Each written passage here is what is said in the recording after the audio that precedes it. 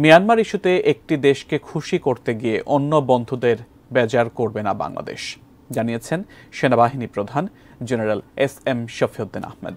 দুপুরে Bangladesh institute of international and strategic studies BIISS মিলনায়তনে প্রতিরক্ষা কূটনীতি শীর্ষক সেমিনারে তিনি একথা বলেন।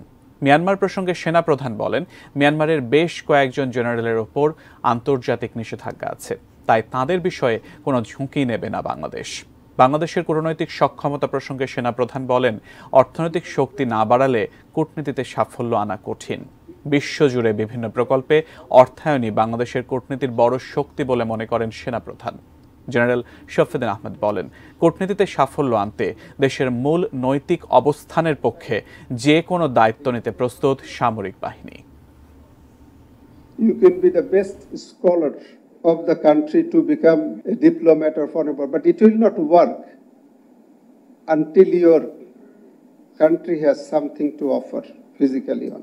There was a suggestion about Myanmar that whether we have a scope to engage more with Myanmar military leaders and all this thing to reduce. You know, some of the Myanmar military leaders, they have international sanction.